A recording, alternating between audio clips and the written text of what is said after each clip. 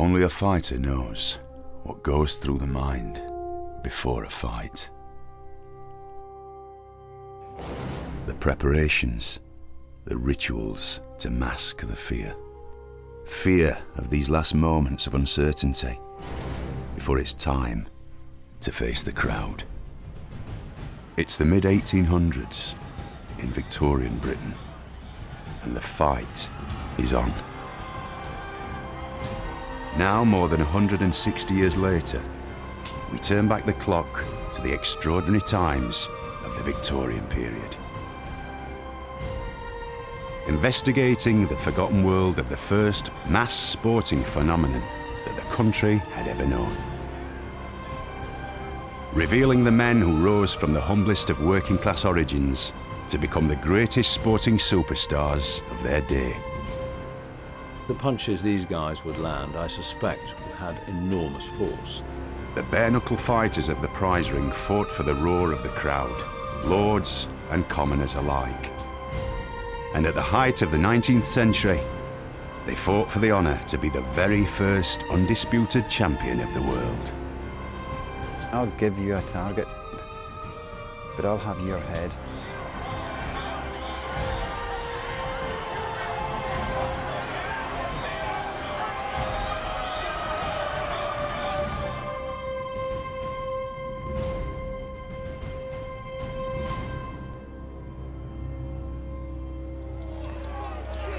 Throughout history, men and women have faced one another in personal combat.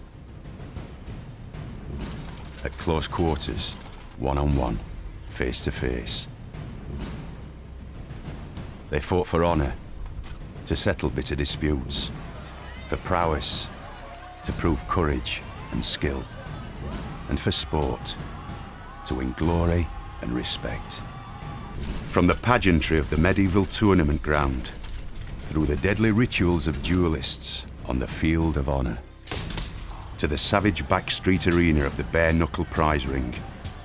It's these worlds that Fight Club explores.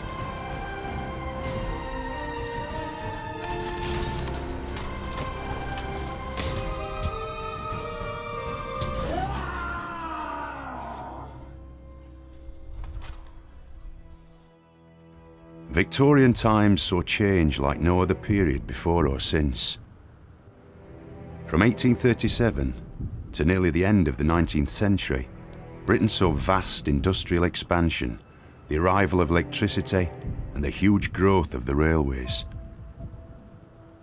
It saw the discovery of penicillin, pasteurisation, and antiseptic. It saw the rise of the middle classes, mass production in factories, and the Great Reform Acts. Above all, it was a time when Britain grew into an empire, ruled over by a great queen whose subjects ranged from the highlands of Scotland to the Himalaya, and from the Horn of Africa to the Arctic Circle. For most people in Britain, work was relentless. Entertainment, for the most part, meant the music hall or the pub. Alcoholism was rife, and this was a society used to violence. If you look at society, you tend to understand that everyone is surrounded by alcohol, whether you drink gallons of Somerset in the southwest of England, or beer in the pubs of London, or crude spirits in the north of Scotland. It's what civilian society did for escapism. They had nothing else, and it was cheap and easily available and often home brewed, and so therefore impure and dangerous. So society, both in terms of a civilian combat and fighting and brawling and family life, as well as in the military, were often punctuated by huge hiccups of poor behaviour flamed up by alcohol. The mass appeal of sports we know today was still in the future, with the rise of football and cricket in the late 19th century. Instead, people followed traditional sports dating back hundreds of years, horse racing and the blood sports. Yet one thing drew more spectators than anything else. But bare-knuckle fighting is presumably the oldest sport of all. It seems naturally to be the case. How do two men naturally vie with each other? By fighting. And bare knuckle fighting is that much more visceral than gloved fighting, less rule bound, and altogether rather bloodier. There were no gloves, no set number of rounds, and very few rules. Bare knuckle fighting was the #1 sport in early Victorian Britain. Bare knuckle is fighting. There's a lot of skill involved. I mean, they were men who fought to the death, almost. In fact, a lot of them did die in the ring and just outside it. They fought for maybe 100 rounds sometimes, but they weren't 100 3-minute rounds like we have nowadays. A round ended when the man went down. It had changed little in millennia, and despite its bloody nature, it was known as the noble art. Fist fighters were among the most highly regarded athletes in the ancient world, and date back to the original Olympics. Nearly 3,000 years later, the sport still survives today, but only in underground competitions. Shorus Wallace has spent a career fighting on the big screen in movies such as Highlander, Braveheart and Gladiator. In his early days, he was a bare knuckle fighter in Scotland. We say bare knuckle fighter, but it was a different term when I was doing it. But it's called bare knuckle fighting now. You know, we call it the fair go or the square go, a bit like the gypsy fighting. Well, the background to get into this type of fighting is as vast and varied as there is people, and everybody will have a different reason. Many of the people I know, I suppose now you would call it a deprived background. I didn't think I come from a deprived background because I didn't know anything different. But I know you had to fight, you know. And the guys who used to fight maybe 100, 150 years ago, what you get in that situation is generally a sense of unwritten honour between the fighters. And where you don't get that respect to give and respect given to you in the society that you're brought up in, you find in abundance in the ring. In Victorian Britain, bare knuckle fighting would reach its zenith in 1860. Up to this point, its popularity had always fluctuated. Controversy and scandal were never far away. Bare knuckle prize fighting begins at the turn of the 17th century, and then it develops through to the mid-18th century, when it really becomes a properly organised sport, patronised by royalty, aristocracy, and then it gets its first set of rules in the 1740s. It has a great dip in the 1760s because of the plethora of fixed fights. Then it's rescued again in the 1780s when you get some more honest fighters and the royal and aristocratic patronage comes back. It builds up steadily until by the Regency period, the early 19th century, it becomes hugely popular. The Regency was the springboard for the great changes of the Victorian era. In 1811, King George III was deemed unfit to rule, and the Prince of Wales stood in his place. It was a time of extremes, from great upheaval for the working class to the wild excesses of the aristocracy. And they all loved their boxing. The Regency period was the golden age. There was, first of all, there were people who were interested in it, who had money. They had boxers, they didn't train them, but they owned them to some extent. People would have racehorses nowadays. And if you had skill, you made good money. It's possible to become very wealthy. It's never exactly respectable. It's of the upper echelons of society, it's the Regency bucks who are the fans. Lord Byron, for example, was a great admirer of boxing, was himself an amateur boxer. The Regency bucks were the lifeblood of the bare knuckle scene, and the centre of it all was London. In the early part of the 19th century, London was a wonder of the world. Huge expansion created gaslit streets, palaces, and mile after mile of brick-built houses and railways. The works of French artist Paul Gustave Doré captured this London just a few decades later. The London prize ring was the mecca for all bare knuckle fighters, and they came to try their hand from all across Britain. The rolling valleys of Herefordshire were as much a contrast as you could get from grimy, smog-bound London. It was from here that one young lad began his ascent to become the first great champion that Britain ever produced. Tom Winter or Tom Spring as he became later, was one of the fighters who lived in a beautiful landscape. Author and historian John Hurley has researched the life of Tom Spring. Born in 1795, the young Spring grew up in the shadow of war with Napoleonic France. He didn't have to fight, but like a lot of people, he wants to get away from home. And one occasion his father, who was a bit of a feckless character, came back and he saw young Tom holding the hands of a recruiting officer, taking him down the garden path underneath the apple trees to take him in to fight for Wellington, be a drummer boy. And the father said, "What are you doing?" He said, "Oh, your son wants to come and join the army and be a drummer boy." So old, Spring Senior saw him off with a few neat left hooks. The recruiting officer ran away. But you see, even then, he wasn't unhappy at home, but he wanted to leave home. After evading the King's shilling, Spring's early years were spent around Farnborough, where he had his first training with his fists. Farnborough is a mile or so down the road here. So Tom Spring's early life was about 2 square miles. So I suppose that would be the same as any kid now living in a high-rise block in London. Their whole life would be around that few miles.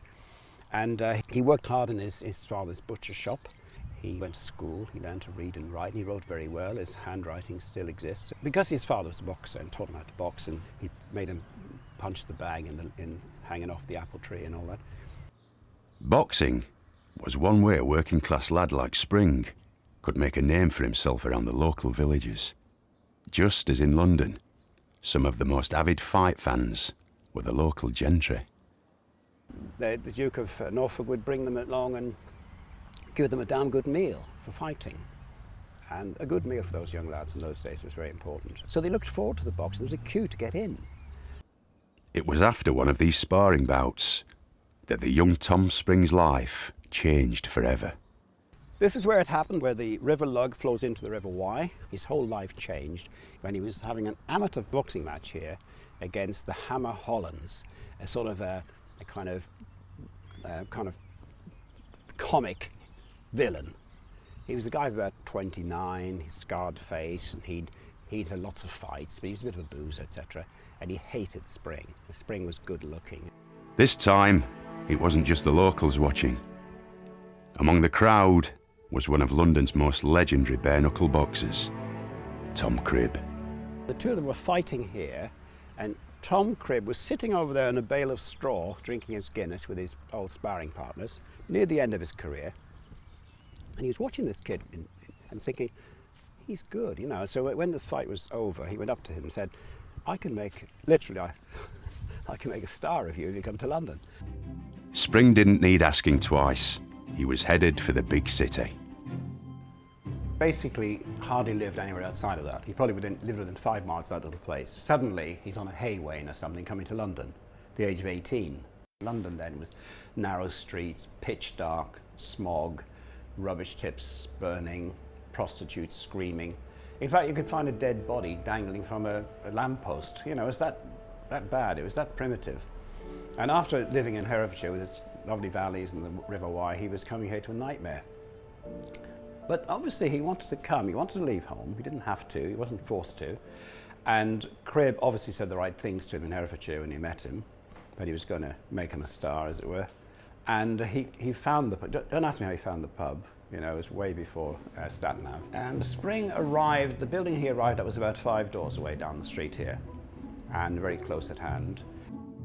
At Cribb's pub in Piccadilly, Spring took to his new routine straight away. His routine was training and helping Cribb run the pub. So his training was running, hitting the big old bag of sawdust, not sparring, that came later, but just getting himself fit, because he hadn't done much fighting or training or anything else for a while. It was a brilliant idea, getting him actually up and running. The place to go for up-and-coming fighters in London was the Fives Court. It was here that boxers, trainers and fans all mingled, and where they could have a look at new prospects like Spring. Cribb was well used to that place. He was an idol there. When he walked in, everyone cheered, even at, 10 years after he retired. And so he brought his boy in. They're all the murmur amongst the toffs. Oh, it's his Cribb's boy. Let's have a look at him. And then some of the boxers were saying, God, he looks a bit handy. So there were boxers looking admiringly, who knew what they were talking about, at this young lad in the ring with good fighters. So Tom was the star. No matter who he was boxing, even a grizzled professional, he would more than hold his own. And the crowd would be applauding, getting excited. All the gentry looking down from the top, saying, gosh, look at that guy. Let's get a bet on him for the next contest. Spring impressed everybody with his elegant style. He was one of the first of a new kind of athletic fighter, using quick skills as opposed to old-fashioned slugging power. As the fight begins or progresses, I start to see lines of geometry. I can see them, I can see ways in. And I fight as an action-reaction fighter. What that means to me is, I'll come forward for you, but I'm actually sucking you in. And as you think I'm making my move, I'm waiting on your first move, and I'll give you a target. I'll give you something that you really want, but I'll have your head. And no matter where you go, I'll give you a kidney, I'll give you a spleen, I'll give you a rib shot, which is one that it's hard to get up from. But if you've got that, I have got your head. That's principally how I begin, that's how I think. I was a lucky fighter. But the same principle, no matter whether I was in boxing or martial arts, the square go club or bare knuckle boxing, it was the same principle. And all my life I've seen the geometry of people coming towards me, male or female, and I just adopted that for the ring, and I enjoyed it. It wasn't long before Spring established himself, and in 1823 he was poised to challenge for the title against notorious heavyweight Bill Neate. Now, Bill Neate was a knockout man. He didn't have much, we had a big punch. He was a bit limited. He'd just take a bead on you and nail you as you went across the ring. But Spring had studied him, and he just outboxed him and had him hitting nothing more substantial than fresh air. And eventually, Neate was humiliated and gave in. So suddenly, Spring was champion, all very quickly. Under the stewardship of Cribb, Tom Spring had become the British heavyweight champion. His title was enhanced in an epic fight with challenger Jack Langham in 1824 at Worcester Racecourse. 30,000 spectators came to watch. Some climbed the rigging of ships in the River Severn for a view. Others were injured when an overcrowded grandstand collapsed. Despite this fight mania, Spring knew when to call it a day. He retired the same year and never fought again. He was the last of the great champions of Regency times. We're nearly there. Just around the corner. Here it is. Now, this is the old rustic monument in memory of the great Tom Spring, the local boy who became British champion, made from bits of an old cider mill and local stone from the Kapla quarry.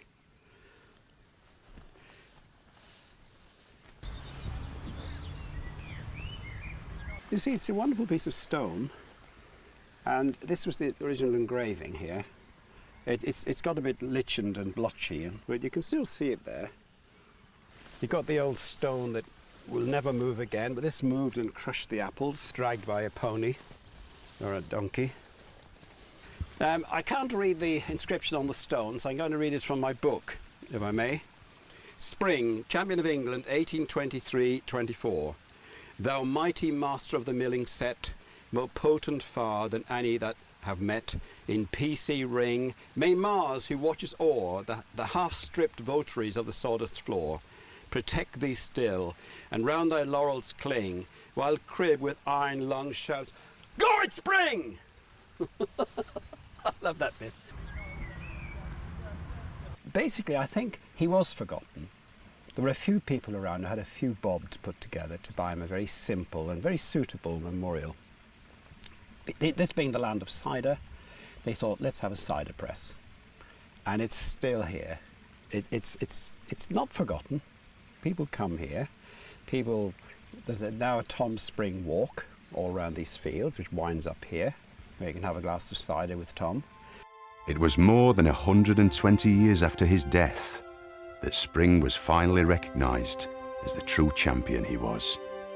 They didn't have ratings as such, because the weights were all different, but for the first time there was a guy who won, beat a foreigner, i.e. an Irishman, and was basically officially the British champion, but could also be argued to be the world champion, first world champion.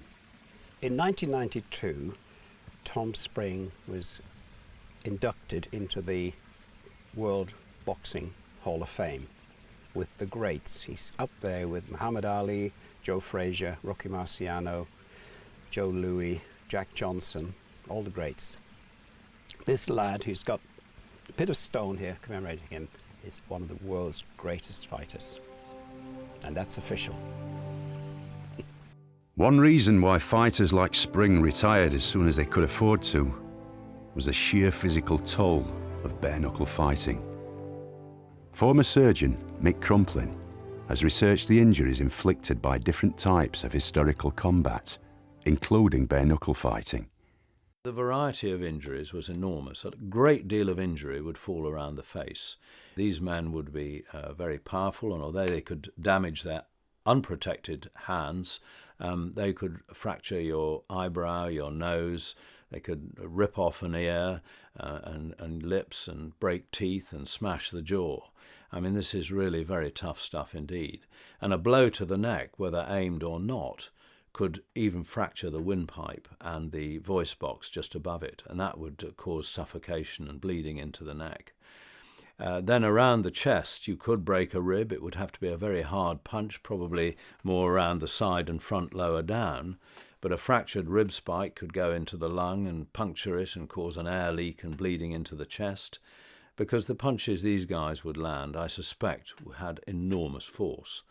And of course, any damage to the arm, you probably wouldn't break the humerus bone or the shoulder. They're too strong and protected by muscles. But certainly the chest, neck and head with its appendages were very, very prone to severe damage. And it would depend how long you could go on. Bare-knuckle fighters who earned 20 quid maybe 30 years ago, and they're earning like 20,000 now for a bare-knuckle fight, which will last about 15-20 minutes maximum. But there's an accumulation, whether you're defensive or offensive, there's an accumulation of injuries. They build up on you. Like I say, I've had basically a broken back. I've just went through about 6 operations. Really opening up my skull to realign my jaw, pull back my face. I mean, my nose is pure rubber, do you know? So it picks up on you. As the Regency gave way to the Victorian age, life in Britain was very different to just a few decades before. The Regency books were a dying breed, and the London prize ring was reaching its climactic era, when it would take on a truly international dimension. Its last great champion was Tom Sayers. Tom Sayers was born in 1826 in Brighton, into a slum area. His father was a shoemaker. His family was very, very poor. He had to make his own way in life. A little boy who went onto the beach, helped with cleaning boats, pushing boats out into the water and so on. But he had an elder sister who lived in London. Her husband had a building firm, and Tom went to London, where he learned the trade of bricklayer. But he was very handy with his fists. Like Spring in the decades before, Tom Sayers quickly drew attention on the London circuit. His first fight goes well. It's only for £5 a side, but he wins. And this is how prize fighters got set up. They would have informal fights first. They would make a name in them. Then somebody would want to back them for £5 or £10 to fight somebody else at the beginning of his career. Sayers is successful, so he gets another fight for rather more money. He's successful in that, and more wealthy backers become interested in him. And finally, in the mid-1850s, he's running out of opponents of his own weight, because he's a middleweight. He's just about 5 foot 8 inches tall and about average build for that size. He runs out of opponents. He's too dangerous for other men of his own size. And so he tries to take on one of the big men of his day, but nobody thinks it's worthwhile. He's too small to fight the heavyweights. Just when Sayers was on the verge of giving up, he got a fight. Paulson was one of the top heavyweights of his day. To everyone's surprise, Sayers took him on and beat him. Then he gets through the other top heavyweights in England. He surprises everybody by defeating Bill Perry, the Tipton Slasher, the champion of his day. Perry, much bigger than Sayers, is sure he's going to beat him, stakes everything, including his inn, on the fight, and loses. Sayers was a marvel. He'd run out of people to fight. Yet England wasn't the only country in the world where prize fighting was big business. In the United States, John Carmel Heenan, or Jack Heenan, the Benicia boy, had also made a name for himself as a bare-knuckle fighter.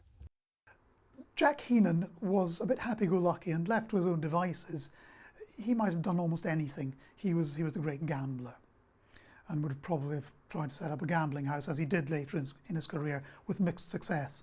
But when he was in California, Jim Cusick, who was an itinerant British boxing trainer and manager, took an interest in him. Took him back east to New York, where there was more money to be made with his fists, kept him on the straight and narrow, got him to fight for the championship. Heenan became American champion, but just like Sayers, he outgrew his native land. It was his British manager who made the next step. But Jim Cusick, as his manager, being himself British, could see possibilities by throwing out a transatlantic challenge. And it was Cusick was the main mover. So the challenge could only go to the big man, well, the small man, but the big man in terms of his reputation in England, who was Tom Sayers. And this was a brilliant idea on Cusick's part, because as soon as the challenge was sent out in 1859, people became really interested. People who had never been interested in the prize ring before, who in England particularly and in America couldn't have told you who the champion was. Suddenly the international dimension to this prize fight caught the public imagination on both sides of the Atlantic, and on both sides of the Atlantic it became an obsession. It was like nothing before seen, and it came at a crucial time for prize fighting in England, which was nowhere near as popular as during the Regency. It was extraordinary, completely unexpected that this should happen, but the prize ring, which had been in complete disrepute in England particularly for decades, suddenly it blazed brighter than ever before, and people could talk of nothing else. The papers went crazy over it. Even the Times, the Thunderer, felt obliged to cover the fight. They just couldn't ignore it because it was so popular. In America, the newspapers went crazy, and people would talk of nothing else. It was the first case of newspapers on both sides of the Atlantic hyping up a sporting contest into a furore. From the moment that Jack Heenan arrived in England, arrived in Liverpool, the main port for transatlantic crossings, in January 1860, everybody was crazy about it. There was a huge crowd waiting for him when he landed. Everybody knew he was coming. His train to London, there were crowds at the stations all along the way to see the great American champion. As the two fighters concentrated on training, everybody was fascinated, including the great and the good. The newspapers went crazy about it. The top echelons of society became interested, although they didn't like to admit it.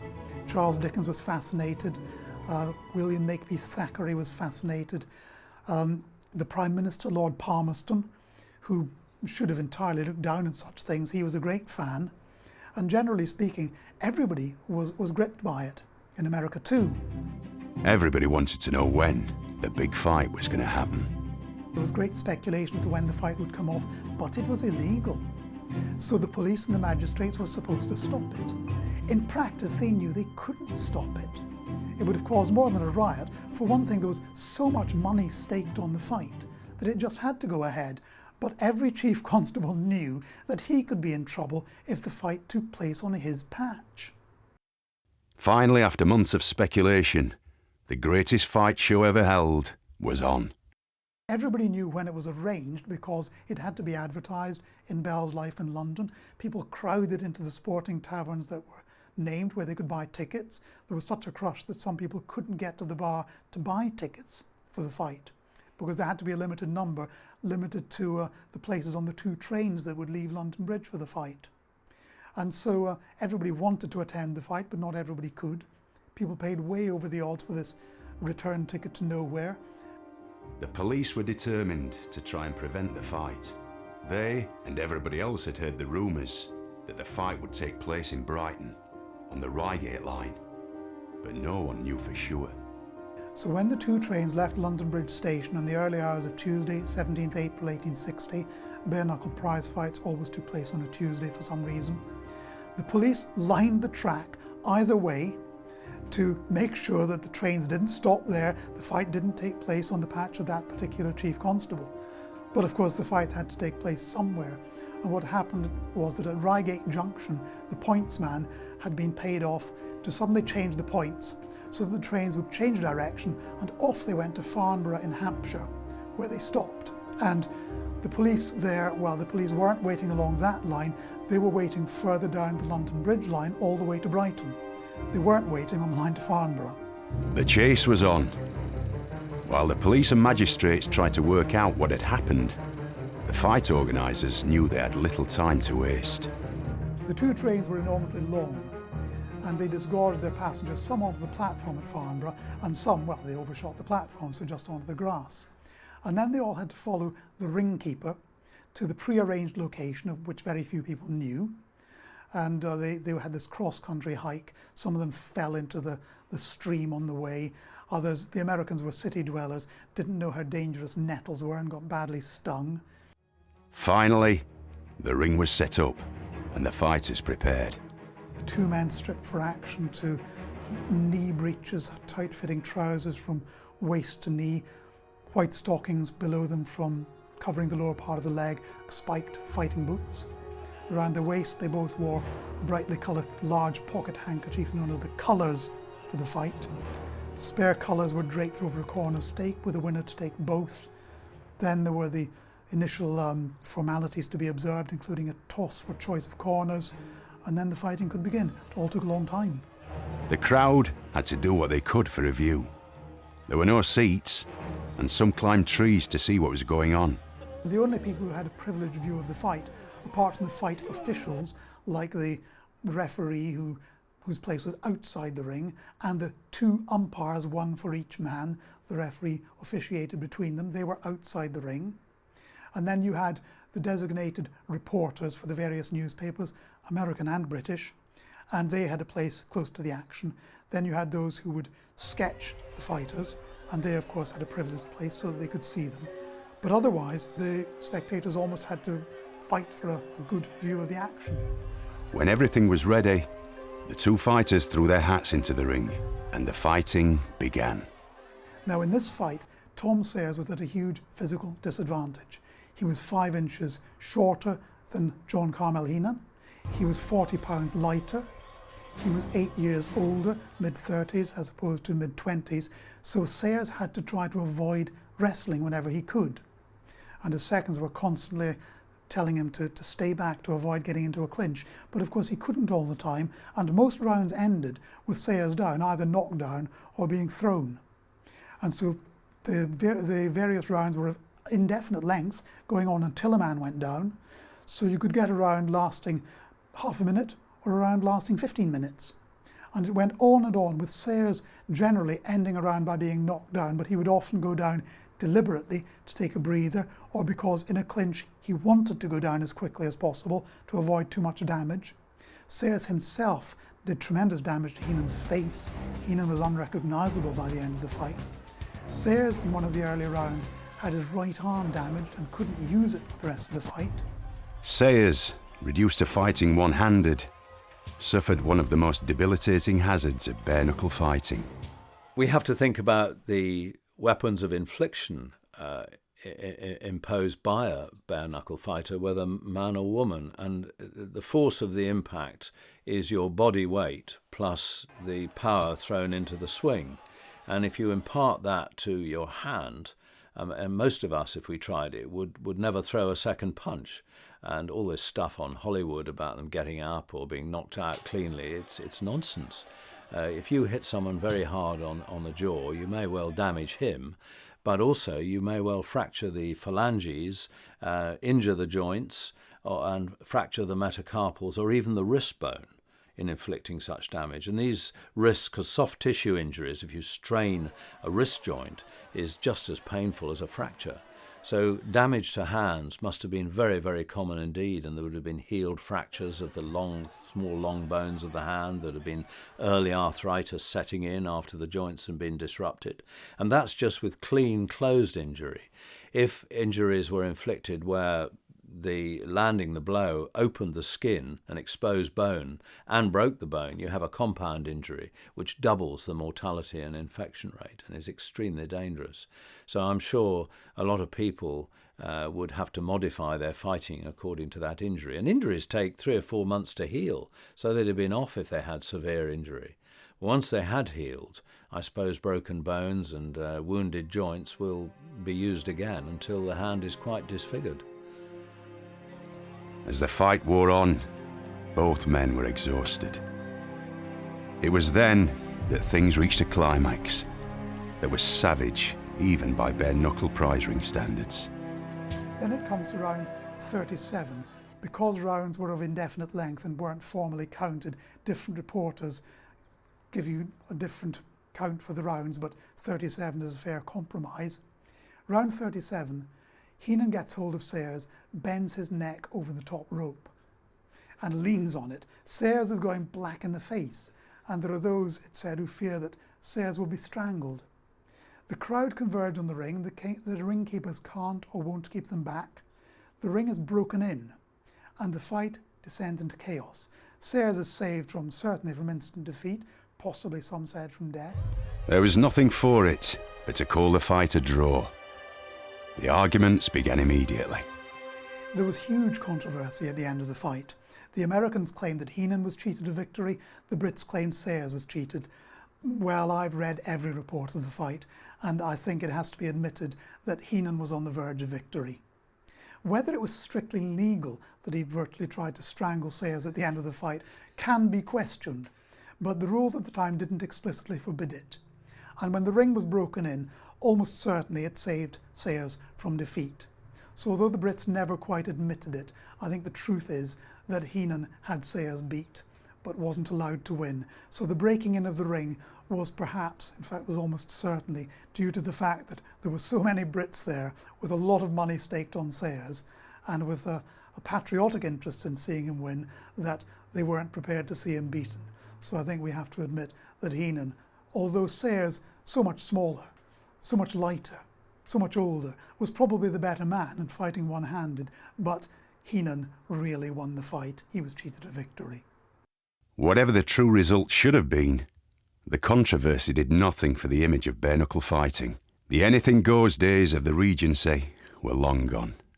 It's an extraordinary business, this huge event in the bare-knuckle prize ring, which has made the prize ring phenomenally popular after it's been so unpopular for so long. After it, the prize ring virtually disappears. It disappears because for all that people are so fascinated by this fight, and there's tremendous controversy about it for weeks afterwards, who really won? Was this fair? Should our man have been given the decision? People read about the fight, and on the whole they don't like what they read, particularly about the condition of the two men. This wasn't in accord with Victorian ideas of decorum, that a man's face should be pounded to a pulp as Heenan's was, and that the fight should end in such chaos, the police really unable to gain control, the crowd fighting amongst each other, it didn't seem in keeping with the spirit of the age. So oddly enough, this fight, which seems to re-establish the prize ring at the centre of national sporting consciousness, in fact is the swan song of the prize ring. And while there are bare-knuckle prize ring fights after this, they're of nothing like the public interest that the Sayers-Heenan fight is, and it's often considered to be the last bare-knuckle prize fight in England. It wasn't. There were others after that, but none of them captured the public imagination in anything like the same way. The prize ring was now in terminal decline. After the Sayers-Heenan fight, Tom Sayers never fought again. A subscription was got up for him, to which many of the highest in the land contributed, Lord Palmerston, the Prime Minister included. £3,000 it amounted to, a huge sum in the day. It was invested for Tom Sayers on condition that he never fought again. He was a great national hero. Everybody thought he'd done enough. He shouldn't fight again. And he didn't. But he gradually went downhill. He drank too much. He contracted diabetes, tuberculosis, and before he was 40 years old, he was dead. What finally killed him was TB, but the diabetes and the drinking didn't help. He died in 1865. He wasn't young for his age. To die in your late 30s was quite normal in London at the time. Across the Atlantic, Jack Heenan fared little better. His opponent, John Carmel Heenan, well, he lived to be the same age. He died some years later than Tom Sayers, but then again, he was some years younger. He too contracted tuberculosis, died of tuberculosis. He was, he enjoyed mixed success after fighting Tom Sayers. He had one more fight, which oddly enough was in England again. He lost it, said he may have been drugged, nobody quite knows. Went back to America, lived a somewhat chaotic life, but had some success with a gambling saloon. He was diagnosed with TB, went west for purer air, died on his way west, was taken back by Jim Cusick, his old manager, to New York, and was buried in upstate New York. And so he, like Tom Sayers, didn't make 40. Tom Sayers' funeral procession to his final resting place at Highgate Cemetery was the last great show of the prize ring. It said 100,000 people lined the route. It was the passing of an era. The Sayers-Heenan fight was one of the two greatest events in English sporting history. There was the World Cup final of 1966, a century earlier, 1860, there was Tom Sayers and John Heenan. No other event in English sporting history has captured the public imagination like it, apart from the 1966 World Cup final. So it's sad that their names should be forgotten today. The bare-knuckle prize ring was never the same again. Very soon afterwards came far-reaching changes. It's still in the 1860s, so a few years after the Sayers-Heenan fight, that the Queensberry rules come out. It's the Marquess of Queensberry whose name is attached to them, although he wasn't the main mover, but he patronised these rules. And the rules, of course, amongst other things, they provided for fixed-length rounds and for gloved fighting. And this was rather more acceptable. More decorum was involved. Fights were less chaotic. And gradually, as the years passed, the Queensberry rules began to replace the old bare-knuckle London prize ring rules. And by the turn of the 20th century, so it took a generation and more, but by the turn of the 20th century, the old London prize ring, the bare-knuckle prize ring, is essentially dead. You get some gypsy fighters, for example, but the old bare-knuckle prize ring is dead. It's been replaced by Queensberry rules fighting. Gloved fighting with fixed-length rounds, fixed-length contests, and much less chaos. The Queensberry rules laid the foundations for modern boxing, and bare-knuckle fighting disappeared underground. Yet some echoes still remain of the noble spirit of the prize ring. Is a fighter born? Yeah, depending on the circumstances that brings him over the brink where he or she has to fight. Yeah, we're all born with it in us. It's how you use it.